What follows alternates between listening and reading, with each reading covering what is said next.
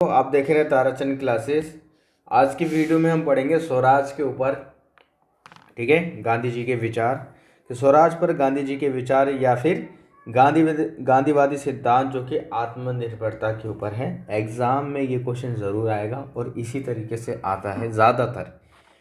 Mainly जो question रहेगा वो रहेगा गांधी जी के स्वराज पे विचार, ये लिखा रहेगा। या फिर क्वेश्चन को अगर एग्जामिनर घुमाना चाहे तो आत्मनिर्भरता इत्यादि ये सब चीज़ें लिख सकता है, लेकिन ऐसा होता नहीं है। सिर्फ स्वराज वर्ड ही ज़्यादा लिखा आता है। और क्वेश्चन रहता है कि गांधी जी के स्वराज राज्य के प्रति क्या थे, आर्थिक या ग्रामीण इत्यादि कई कई क्षेत्रों में गांधी जी ने स्वराज की बात करी है। तो उन सब के बारे में हम पढ़ेंगे, लेकिन पार्ट 1 पार्ट 2 ऐसे ऐसे करके पढ़ेंगे तो ज़्यादा मज़ा आएगा। वीडियो लॉन्ग भी नहीं होगी और कम क्लिप में ज़्यादा अच्छा तरीके से कंटेंट तैयार हो पाएगा इजी वर्ड में। ओके, तो चलिए हम स्टार्ट करते हैं अपना। और 110% आने वाला क्वेश्चन है ये एग्ज़ाम में। अगर गांधी जी के बारे में पढ़ रहे हो, ओके, यानी कि पूरा सब्जेक्ट ही गांधी जी के ऊपर है, तो स्वराज तो आएगा ही। स्वराज, सत्याग्रह के कुछ ऐसे वर्ड हैं जो गांधी जी के जीवन से काफ़ी ज़्यादा प्रत्यक्ष तौर पर जुड़े हुए हैं, तो इन पर क्वेश्चन आना सामान्य बात है, तो इनको अच्छे से तैयार कर लेना। चलिए इसको समझते हैं अपना।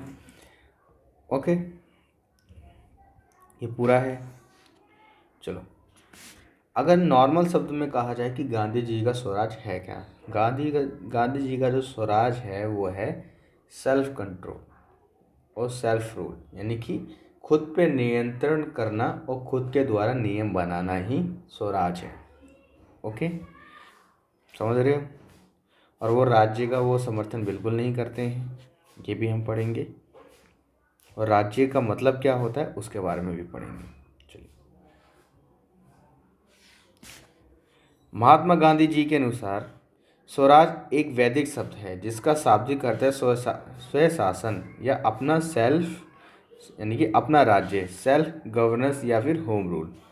गांधी जी के अनुसार स्वराज एक पवित्र शब्द है जिसका अर्थ है आत्मनियंत्रण, यानी कि खुद पे नियंत्रण करना।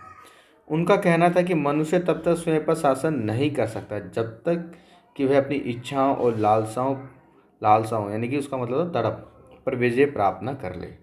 और ये जो वर्डिंग है आपको समझ आ गया होगा कि ये जो वर्ड है गीता से लिए गए हैं, क्योंकि गांधी जी गीता ज़रूर पढ़ते थे और गीता की विचारधारा उनके अंदर दिखाई देती है। कुछ मिले हुए शब्द उनमें दिखाई देते हैं, उनके शब्द में, उनके कर्म में, ये सारी चीज़ें। तो स्वराज के अंतर भी ये बातें दिखाई देती हैं। जैसे गीता में भी कहा गया है कि कोई भी व्यक्ति अपना लक्ष्य तब तक प्राप्त नहीं कर सकता जब तक वो अपनी इंद्रियों पे कंट्रोल ना कर ले। जब तक वो इंद्रियों को कंट्रोल नहीं करेगा जब तक कुछ नहीं प्राप्त कर सकता। अगर इंद्रियों के कंट्रोल में मनुष्य है तो वो वही करेगा जो वो इंद्रियां चाहती हैं। ठीक है, उसी तरीके से स्वशासन भी इसी प्रकार का है। जब तक व्यक्ति खुद पर कंट्रोल नहीं करेगा, खुद की इच्छाओं पे कंट्रोल नहीं करेगा, तब तक वो अपना लक्ष्य प्राप्त नहीं कर सकता। उसे अन्य पे डिपेंड रहना पड़ेगा। अब अन्य पे डिपेंड का मतलब है यहाँ पे राज्य तो कोई मंत्री भी होगा, जो मंत्री राज्य की इच्छा विचारधारा होगी वो उसको ही फॉलो करेगा, चाहे वो सकारात्मक हो चाहे वो नेगेटिव हो। इसलिए वो राज्य का भी समर्थन नहीं करते गांधी जी। जब एक व्यक्ति स्वयं के लिए खुद कर सकता है, कुछ भी वो चाहता है, तो उसे क्यों किसी प्रतिनिधि या किसी राज्य की आवश्यकता है, तो इसलिए उसका भी वो समर्थन नहीं करते। अभी हम पढ़ेंगे अभी अभी पढ़ेंगे थोड़ी देर में। समझ जाओ, बस इतना समझ आया कि मनुष्य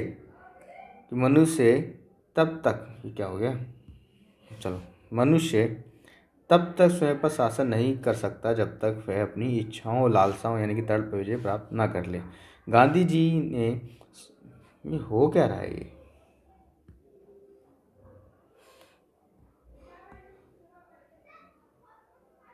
सही तो चल रहा है।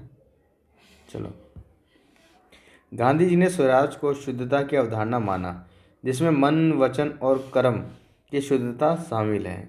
भारत के राष्ट्रीय आंदोलन के समय प्रचलित यह शब्द आत्मनिर्णय तथा स्वाधीनता की मांग पर बल देता है। ओके, तो इसी चीज़ को थोड़ा सा और बढ़ाने के लिए हमने यहाँ पे ये भी लिख दिया कि गांधी जी का जो स्वराज वर्ड था वो सबसे पहले किस में आया था, हिंद स्वराज में आया था। और हिंद स्वराज जो कि उन्होंने किताब लिखी थी वो दक्षिण अफ्रीका में लिखी थी। और हिंद स्वराज जो सबसे ज़्यादा प्रभावित थी, जो उसका आदर्श रूप था वो था राम राज्य। ओके, राम राज्य से ज़्यादा प्रभावित थी। तो उनके अनुसार क्या कहा गया है कि देखो, उनके अनुसार कोई व्यक्ति गांव देश केवल आत्मनिर्भर बनकर ही स्वतंत्र हो सकता है। और यही विचारधारा आज भी अपने देश में इस्तेमाल करी जा रही है। कहते नहीं, मेक इन इंडिया आत्मनिर्भर भारत, क्यों? कि ताकि हम अपने देश, ये जो महात्मा गांधी की जो बात है वो राजनीति और आर्थिक स्थिति में बताई गई थी, लेकिन आज भी ये दोनों फॉलो ही हो रही है, ताकि हम हमारी इकोनॉमिक स्ट्रांग होगी तो मैन्युफैक्चरिंग में, और उससे हमें बूस्ट मिलेगा पॉलिटिकल में भी, ताकि हम अच्छी विदेश नीति, फॉरेन ट्रेड इत्यादि में अच्छे नियम वगैरह बना सकें, विश्व में अपनी अलग पहचान स्थापित कर सकें, हमें किसी अन्य देश की मैन्युफैक्चरिंग इत्यादि पे डिपेंड ना रहना हो। तो स्वराज वर्ड भी यही है कि भाई अपनी चीज़ों को ज़्यादा डेवलप करो, और ये एकदम लोअर लेवल पे जाते हैं कि गाँव के स्तर से आगे बढ़ना चाहिए। समझ रहे हो? इसलिए आई होप आपको सारी बातें समझ आ रही होंगी। गांधी जी ने हिंद स्वराज में इस अवधारणा को दो रूप में प्रस्तुत किया: स्वराज शासन यानी कि सेल्फ रूल, स्वराज स्वयं नियंत्रण यानी सेल्फ कंट्रोल, खुद के नियम, खुद के कंट्रोल के लिए। ओके। राजनीति स्वराज, राजनीति स्वराज, पॉलिटिकल स्वराज क्या है? राज्य के सिद्धांत, राज्य तो आएगा ही आएगा। गांधी जी राज्य विरोधी हैं, वो राज्य को मानते ही नहीं कि राज्य होना चाहिए। क्योंकि देखो, गांधी जी ने की डेफिनेशन अपने टाइम के अकॉर्डिंग दी, उन्होंने जिस हिसाब की वर्तमान में स्थिति चल रही थी उस हिसाब से उन्होंने डेफिनेशन दी। ठीक है। और गांधी जी ये सब हमारे देश में जब आए 1915 के बाद, वो इन्होंने काम करना शुरू कर दिया भारत में। ठीक है। और उस टाइम आप सबको पता, फर्स्ट वर्ल्ड वॉर हो रही थी, पूरे वर्ल्ड में क्या कलेश फैला हुआ था? विश्व युद्ध तो था ही। ठीक है। पहली लड़ाई हुई, दूसरी हुई, और कहीं पे पूंजीवादी देश ज़्यादा बन रहा है, कोई समाजवादी देश ज़्यादा बन रहा है। और समाजवादी में तो आपको पता है कि तानाशाही थी, एक नेता या राज्य अपनी आवश्यकता के अनुसार लोगों की इच्छाओं को भी ख़त्म कर रहा था, उनको भ्रमित भी कर रहा था, एक तरह से तानाशाही रूप ले रखा था। तो उसी की बात उन्होंने भी की, मार्क्सवादियों और अराजकतावादियों के समान वे एक राज्य विहीन समाज की स्थापना करना चाहते थे, यानी कि ऐसा राज्य नहीं होना चाहिए तानाशाही टाइप का। और ये जो पूरी लाइन है आप वहाँ से समझ गए होंगे, क्योंकि अगर आपने अपने स्कूल में 12th क्लास का फर्स्ट चैप्टर शीत युद्ध पढ़ा होगा तो आप समझ गए होंगे समाजवादी रोल कैसा था। यानी ये एक तरह की तानाशाही गवर्नमेंट, डिक्टेटर गवर्नमेंट, इसका वो समर्थन बिल्कुल भी नहीं करते थे गांधी जी की। इस तरह की गवर्नमेंट नहीं होनी चाहिए देश के अंदर, इससे नागरिकों के जीवन का हनन होता है। समझ रहे हो? वो भी नकारात्मक रूप में। गांधी जी ने राज्य को एक आवश्यक बुराई माना कि राज्य होना ही नहीं चाहिए। अब इसका कारण भी ये समझ लो, अगर एक व्यक्ति, उसको पता है उसे क्या करना है, ठीक है, उसके लिए अच्छा क्या है वो ये भी जानता है, उसके लिए गलत क्या है वो ये भी जानता है, और उसे ऐसा क्या करना चाहिए और क्या नहीं करना चाहिए जिससे किसी दूसरे को हानि हो सकती है, उसे ये भी मालूम है कि मुझे ऐसा काम नहीं करना जिससे दूसरे को हानि हो जाए। ठीक है, वही करे जिससे उसका तो फ़ायदा हो लेकिन किसी दूसरे का हानि ना हो, नुकसान ना हो। ठीक है, किसी भी तरीके से। तो उसको किसी की ज़रूरत नहीं है डायरेक्शन दिखाने के लिए। समझ रहे हो? जैसे एक बच्चे को पता है कि मुझे करना क्या है अपनी लाइफ में, उसके लिए बेस्ट क्या है, और उसकी फैमिली के लिए क्या बेस्ट है, जो वो कर रहा है उसको पाने के बाद उसकी फैमिली के आसपास के लोग कैसे रिएक्ट करेंगे, उनके लिए अच्छा रहेगा कि नहीं रहेगा, उसको पता है। तो उसको किसी की ज़रूरत नहीं है कि उसको हाथ पकड़ के दिखाए रास्ता, बेटा ये नहीं, ये वो कर ले, वो नहीं, ये कर ले, ऐसा कुछ नहीं। तो उसे नेता भी नहीं चाहिए ना राज्य चाहिए। इसलिए गांधी जी कहते हैं होना ही चाहिए सब। गांधी जी का कहना है कि राज्य व्यक्ति विकास में बाधक है एवं दंड और कानून का भय दिखाकर व्यक्ति से अपनी बात मनवा लेता है। आजकल के कुछ लोग भी घरों में ऐसे ही हो जाता है कि बच्चा चाहता कुछ और है, ठीक है, लेकिन नहीं, ऐसा नहीं करना, वैसा नहीं करना।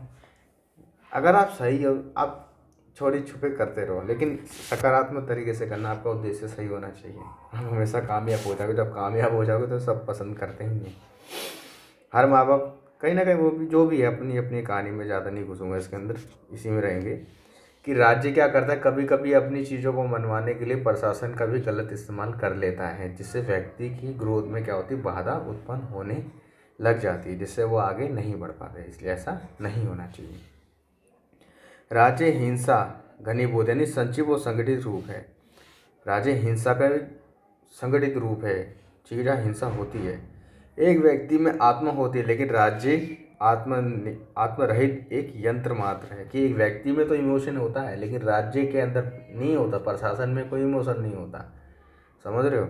वो एक सिर्फ टूल है, एक वस्तु एक यंत्र है और कुछ नहीं। आपने देखा नहीं कि वीडियोस मिलती हैं आपको, आपके सोसाइटी में मिलती है कि इस संस्था का, इस पावर का मिसयूज़ करा जा रहा है, प्रशासन का गलत इस्तेमाल कर रहा है, या फिर प्रशासन अपनी पावर का मिसयूज़ कर रहा है, या कोई नेता अपनी पोजीशन का मिसयूज़ कर रहा है। एक तरह से वो कर क्या रहा है, गलत इस्तेमाल ही तो कर रहा है अपने स्वार्थ के लिए।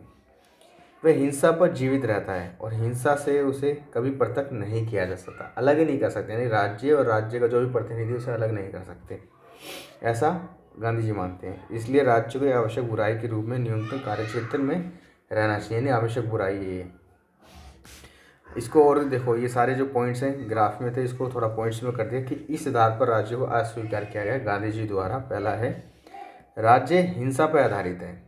ये एक संगठित रूप में हिंसा का प्रतिनिधित्व करता है, क्योंकि समाज के बहुत बड़ा हिस्सा भी होता है ना कि गवर्नमेंट के रूल्स को नहीं मानता। देखते नहीं, प्रोटेस्ट करते हैं लोग बात, क्यों कर रहे हैं? क्योंकि पसंद नहीं, अच्छी पॉलिसी नहीं आ रही, इसलिए तो कर रहे हैं। ओके, एम्प्लॉयमेंट मांग रहे, नहीं हो पा रहा, चलो प्राइवेट में है जो कर रहे हैं तो उनको अच्छे रिसोर्स नहीं मिल पा रहे, अच्छी पॉलिसीज नहीं मिल पा रही, वो भी क्या करें।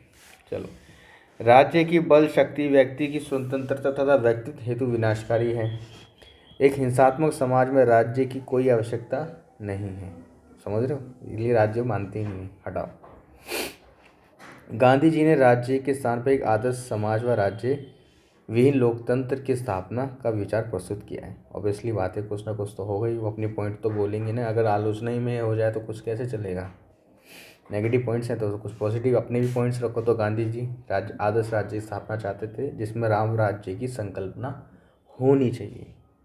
गांधी जी ने इसे स्वराज की संज्ञा दी और अपना प्रसिद्ध पुस्तक हिंद स्वराज में इस आदर्श राज्य का व्यवहारिक ढांचा भी पेश किया। यानी कि जो उनकी हिंद स्वराज जो किताब थी वो राम राज्य आदर्श से ज़्यादा प्रभावित थी। वो पूरा सिस्टमेटिक तरीके उन्होंने लिख रखा था, कि किताब पढ़ भी सकते हो।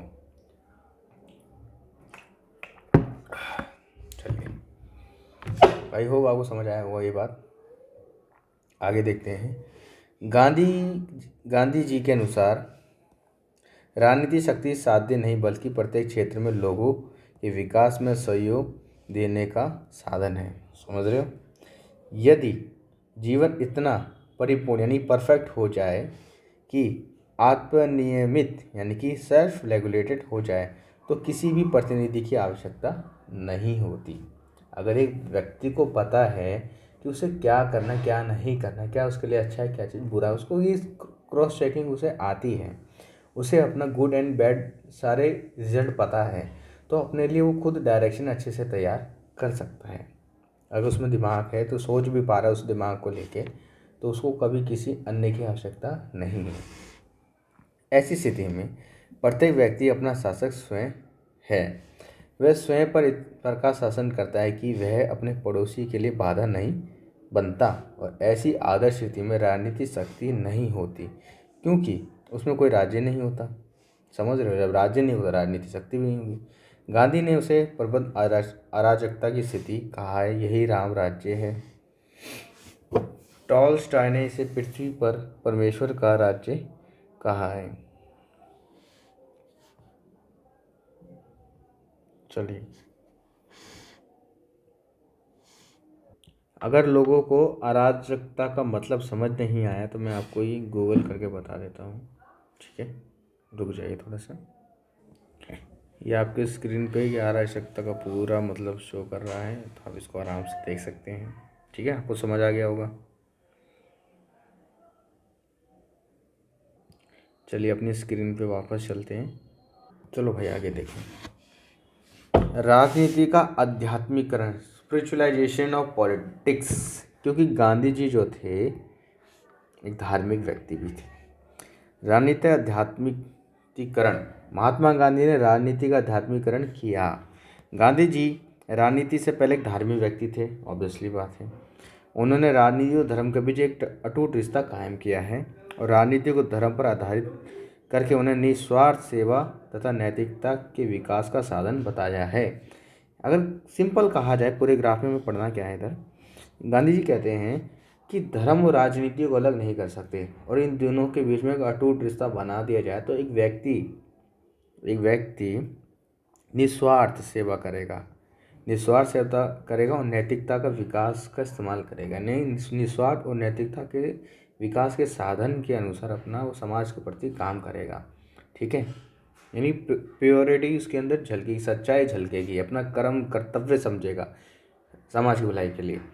ओके, यानी कि धर्म का कोई गलत इस्तेमाल करेगा नहीं। लेकिन आज के जो नेता हैं ना, उनकी कुछ नहीं कह सकते, वो मिसयूज़ करते हैं, समझ रहे हो। तो उनका मतलब कुछ अलग था, वो धर्म को राजनीति को कुछ अलग ही पॉइंट ऑफ व्यू से देखते थे और अलग ही तरीके से दोनों चीज़ों को कनेक्ट करते थे। उनका मतलब था धर्म और राजनीति एक दूसरे से जुड़ जाए तो एक व्यक्ति समाज के प्रति निस्वार्थ सेवा करेगा। ठीक है, उनकी दृष्टि में धर्म विहीन राजनीति की कल्पना करना सबसे बड़ा पाप है, क्योंकि राजनीति में धर्म तो जुड़ा ही रहता है, चाहे प्रत्यक्ष हो चाहे अप्रत्यक्ष हो, जुड़ा ही रहेगा और रहता ही है। उन्होंने धर्म को मानव जीवन की बुराई बताया और उसे राजनीति के साथ अटूट रिश्ते के रूप में जोड़ दिया। उनका विश्वास था कि यदि राजनीति को मानव समाज के लिए वरदान होना है तो उसे उच्चतम नैतिक और आध्यात्मिक सिद्धांतों पर होना चाहिए, तभी वो सकारात्मक तरीके से काम कर सकता है। लेकिन आज के टाइम में लोग बाग राजनीति में इस चीज़ का गलत इस्तेमाल करते हैं, चाहे वो कैसे भी कर रहे हो, लेकिन मिसयूज़ करते हैं कुछ लोग, लेकिन नहीं होना चाहिए। इसलिए आज के टाइम में यही कहेंगे कि पॉलिटिक्स अलग रखें, धर्म को अलग रखें, दोनों चीज़ें अलग अलग स्थान है दोनों का, चले कोई बात नहीं। लेकिन अपना कर्म अपने हिसाब से करें, नैतिक आधार पर करें, धार्मिक आधार पर करें, जो हमारे कर्म हैं, जो गीता बताती है, ये सारी चीज़ें। ओके, और अगली क्लास में हम पढ़ेंगे आर्थिक स्वराज के बारे में। आई होप आपको ये सारी बातें समझ आई होंगी कि सिंपल सा तरीका क्या है। ओके, तो इसमें से कीवर्ड्स निकाल लेना अपने लिए और अच्छे से इसको प्रिपेयर कर लेना, स्क्रीनशॉट ले लेना। मिलेंगे आपसे नेक्स्ट वीडियो में। प्लीज़ कमेंट ज़रूर करें कि आपको समझ आया कि नहीं आया।